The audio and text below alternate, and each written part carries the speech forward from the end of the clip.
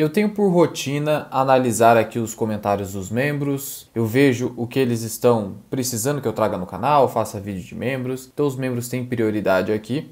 Não à toa que eu recebi um e-mail de um membro pedindo para analisar a sua carteira. E eu, de vez em quando, faço isso apenas para membros do canal e, obviamente, para os membros da comunidade FMI. E no e-mail, o Renan, ele disse o seguinte: Luan, eu te incentivo demais a voltar com essa análise de carteiras dos membros do canal. E é isso que eu vou fazer agora. Vem comigo. Então o Renan, com 24 anos, pediu que eu analise a sua carteira. Ele acabou compartilhando a carteira dele por meio do Investidor 10. Você consegue pegar um link do Investidor 10 e compartilhar a carteira. Assim como eu compartilho a carteira de ações para membros do canal. E olha o relato dele. Comecei com alguns tropeços. Isso é normal. A maioria das pessoas acaba começando, digamos, do jeito errado. É que parece pejorativo falar começou do jeito errado. Acontece que erro não necessariamente é algo ruim. Na verdade, erro é informação. Erro só vai ser algo ruim se você fica repetindo o mesmo erro.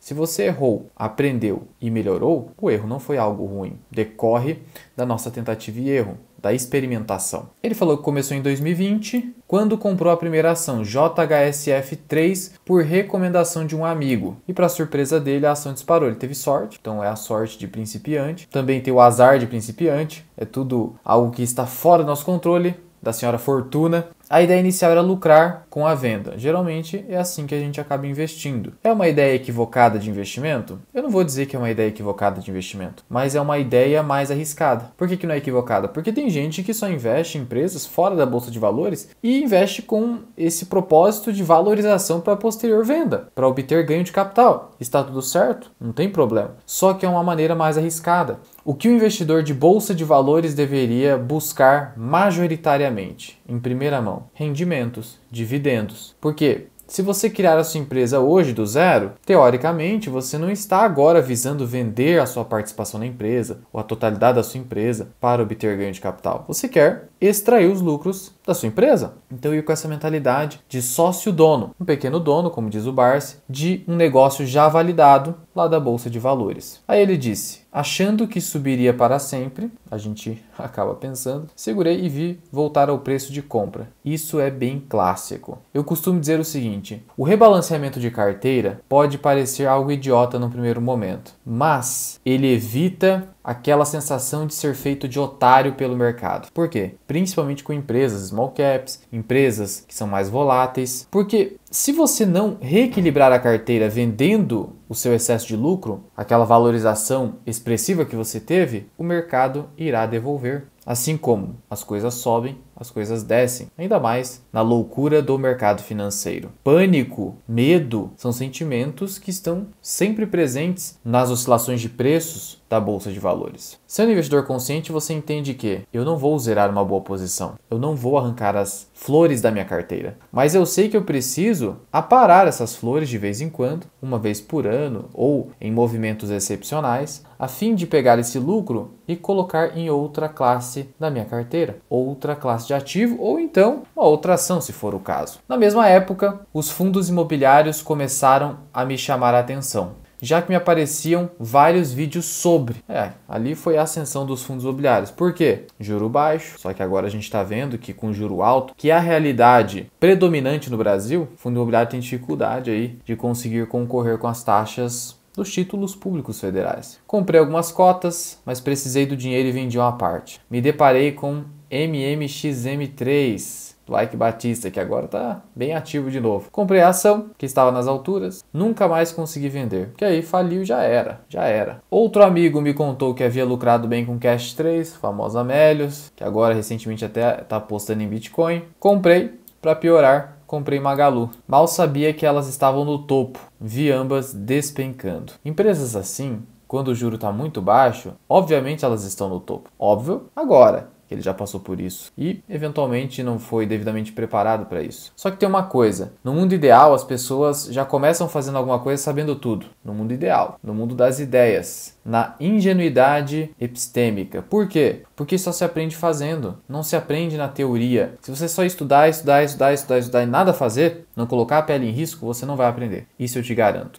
Ah, quer dizer que eu tenho que colocar todo o meu dinheiro de uma vez se eu estou começando agora? Não. Você precisa colocar a sua pele em risco com uma parte pequena do seu capital enquanto você está aprendendo. Só isso. Segurei esses papéis até hoje, esperando que voltassem ao preço que paguei. E não existe esse negócio de memória de mercado. Outra falácia que ficam falando por aí. Existe a memória de mercado, vai voltar. Diz isso para quem tem Oi desde 2008. Não existe memória de mercado. Existe o quanto a empresa gera de caixa, existe o tamanho do endividamento, o quanto ela pode crescer, só existe isso. Fiquei um tempo sem comprar nada, só segurando JHSF, Cash, Magalu, deu um arrependimentozinho e também daquela amargura, isso aqui não é pra mim, eu já senti isso, fique tranquilo, já senti tudo isso. Mas faz parte da jornada, mas você arriscou a própria pele, então você já merece respeito por conta disso. Torcendo por uma recuperação nos patamares que você pegou, provavelmente, eu ainda não olhei a sua carteira, eu vou olhar aqui conjuntamente com você que está assistindo esse vídeo, para ser aqui uma reação bem genuína, mas acontece que a Selic a 2%, 3% não é uma realidade que faz parte da nossa história monetária. Então não dá pra gente contar com essa ideia no Brasil, infelizmente. Até que, no começo de 2022, o mesmo amigo que me recomendou o JHSF me mandou um vídeo, e foi aí que conheci o nosso velho Barsi. A filosofia do Barsi muda vidas na área de investimentos. Mais uma vez, por pura recomendação, comprei IRB. Agora, calma lá, você já tinha errado antes, agora de novo. Mas eu entendo por que você fez isso. Porque afinal de contas você viu o mega bilionário Barsi falando sobre a ação. E aqui vai outro detalhe. Não interessa se você fala bem ou mal de alguma coisa. Simplesmente por falar, você está fazendo propaganda. É engraçado que o Nassim Taleb ele conta que os maiores divulgadores da obra dele são seus haters. Por quê? Porque essas pessoas estão gastando tempo e energia para falar mal de uma obra sua. Alguém vê essa crítica, fica curioso, vai lá, dá uma olhada, vê que não é nada daquilo, ou se identificou com a obra, gostou e começa a indicar e começa algo viral. Então o hater, na verdade, é o maior divulgador. Por que eu estou dizendo isso? Porque não existe publicidade negativa. Publicidade é publicidade. E no caso, se alguém de confiança como o Barsi, um bilionário falando bem de uma ação, não interessa se ele recomendou ou não. Isso vai gerar confiança para alguém comprar. É muita ingenuidade achar que não é isso. Eu não estou culpando o Barsi, só estou te dizendo que você precisa ser cauteloso. Todo mundo é enviesado e ninguém é infalível. Então, se ele comentou sobre IRB, ele gosta do papel. Mas não necessariamente o papel é bom porque ele gosta do papel. Recentemente ele aumentou participação para 5% em Paranapanema, que é uma empresa repleta de problemas. E aí o IRB despencou. Em contrapartida, continuei acompanhando o conteúdo do Barsi, daí para frente comecei a me interessar mais e entender um pouco melhor o que estava fazendo. De forma indireta, através dele, cheguei ao seu canal. Até porque no começo do canal eu falava bastante sobre o Barsi, porque ele estava em alta. Ao criar conteúdo, você tem que se aproveitar do que está em alta para chamar a atenção das pessoas, e aí as pessoas, gostando do seu trabalho, começam a te seguir. Se não me engano, era um vídeo seu reagindo a alguma coisa dele. Exatamente isso, faz parte do jogo.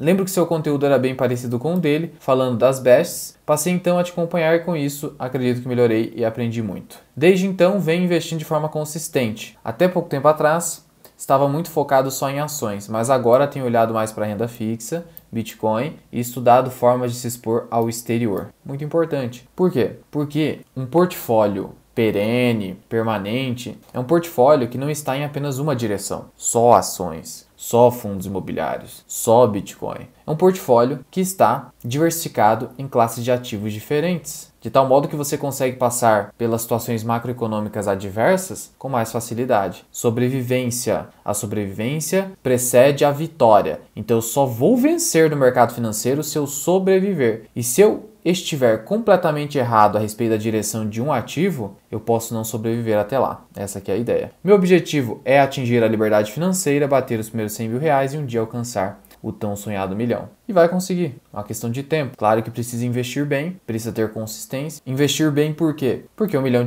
será uma consequência natural por conta da inflação. Agora, precisa investir bem para que você tenha o poder de compra de R$1 milhão que a gente compra hoje. Mas vamos olhar logo essa carteira. E aqui está, a carteira do Renan. Hoje, 58.165, variação de 2,63%. Começou a investir mesmo aqui em 2020, como ele contou, e começou a acelerar aportes em julho de 2022 e ele aporta bem, mais ou menos uns 2 mil por mês pelo jeito, de 2 a 3 mil. Distribuição da carteira, 84, 85% ações, então ele está bem concentrado em ações brasileiras. Ele tem 6,29% em criptomoedas, 8,72% em tesouro direto. E tem mais um pedacinho aqui de fundo imobiliário, quase 1%, quase nada. No total ele tem 85%, considerando fundo imobiliário, em renda variável brasileira. É muito ou pouco? E eu sei que a minha visão aqui é polêmica, não tem consenso nenhum a respeito disso, mas eu entendo que é muito. Por quê? Porque 85% significa que se o Brasil não melhorar, se as ações brasileiras não subirem, se os dividendos das empresas não forem altos, se tudo isso não se concretizar, foi um custo-oportunidade enorme. E pior, se tivermos mais um crash no mercado e justamente no crash ele precisar usar o dinheiro, ele não tem o suficiente em renda fixa para poder não vender no fundo. Então, é essa que é a ideia. Não é que,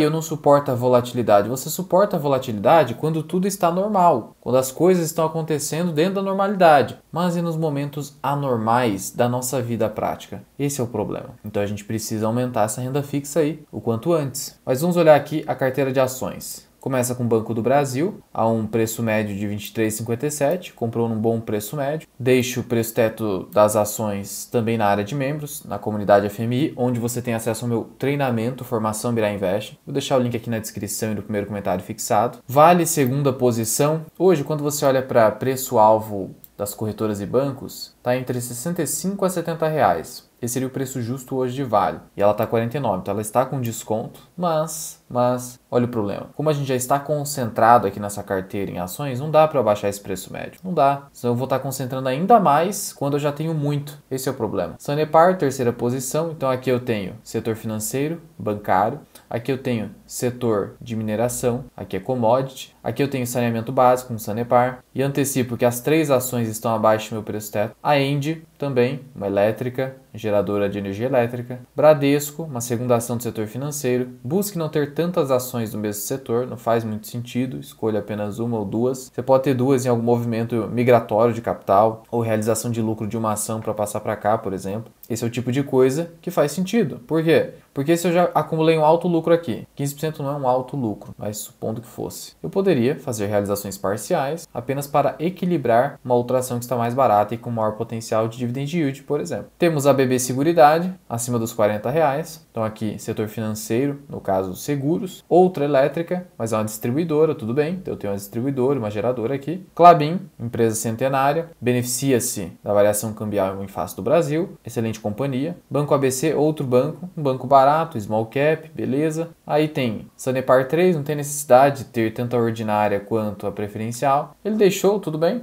mas ignora, ele tem que ignorar para ele não ficar destinando energia demais para posições pequenas na carteira. E aqui o trio parada dura. Cash 3, Magalu e isso aqui. Isso aqui não tem nem como nomear, não se pode nomear. Os saldos são bem pequenos. E aí ele não quer vender. O que eu recomendo? Você que sabe. Aqui é quase um tanto faz. Eu provavelmente teria vendido, por quê? Porque eu não quero esse encosto aqui me enchendo o saco. Eu realizo prejuízo e deixo ali estoque de prejuízo para que eu possa, quando necessário, reequilibrar a carteira, fazer rebalanceamento. Luan, qual que seria um lucro mínimo para fazer rebalanceamento? Olha, a partir de 50% de lucro e uma alta concentração no ativo, supondo aqui que ele tivesse mais de 50% de lucro em Banco do Brasil, ocupando 20% e 25% da carteira. Já seria possível vender um pouquinho para passar para alguma outra ação que está na baixa, abaixo do preço médio. É uma forma de você vender na alta e comprar na baixa, só isso. E não dar margem para o mercado fazer de otário, só isso. Assim você tende a ter um retorno superior ao longo do tempo. Em fundo imobiliário, Maxi Renda está perdendo dinheiro. Por quê? Fundo caro. Veja, estava negociando, e eu vinha falando isso já em alguns vídeos do canal, a 1,10 valor patrimonial. Obviamente isso aqui não ia dar certo. Isso aqui é um fundo imobiliário que não consegue com consistência vencer NTNB de 12 anos de vencimento, que é o Tesouro IPCA+.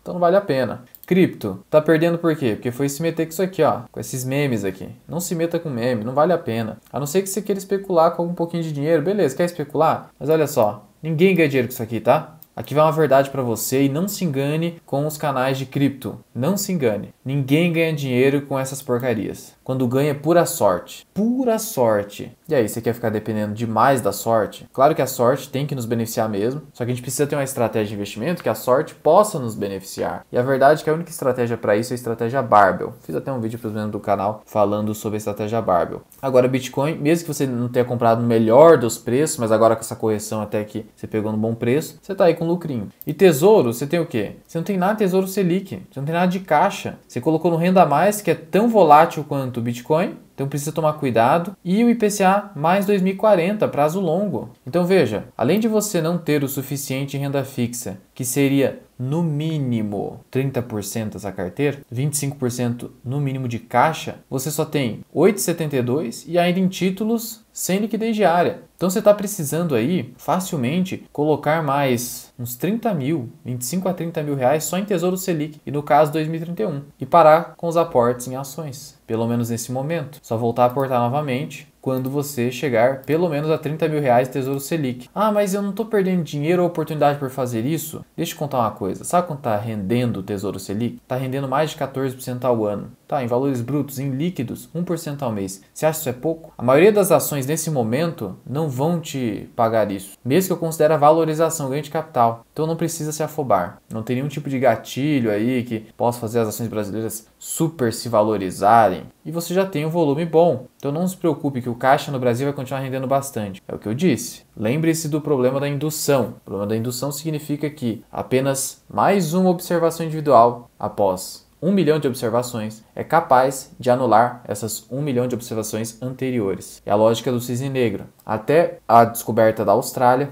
se pensava que só existiam cisnes brancos. Mas aí, alguém descobriu um cisne negro da Austrália. Logo, a afirmação de que só existem cisnes brancos estava errada e bastou uma única observação do cisne negro para anular a observação anterior. Ou seja, a ausência de evidência não é evidência de ausência. Cuidado! O que ainda não foi observado não significa que não existe. Logo, eu já sei quais são as crises que ocorreram no passado, eu sei o que pode acontecer, eu estou preparado. Só que você não sabe, porque os eventos que realmente importam são aqueles que a gente não sabe, que não podem ser previstos, pelo menos não para a maioria das pessoas. E aí, infelizmente, os impactos são catastróficos. E o caixa é a única efetiva grande proteção, ainda mais em Tesouro Selic, onde o risco de crédito é teoricamente zero, você realmente estará preparado para um colapso financeiro ou colapso econômico. Mas em relação às ações, todas essas aqui são boas até a Cash 3 para baixo, que aí é tudo lixo. Ok? Então, houve uma excelente escolha de ativos aqui em cima, mas está faltando muita renda fixa. Muita renda fixa.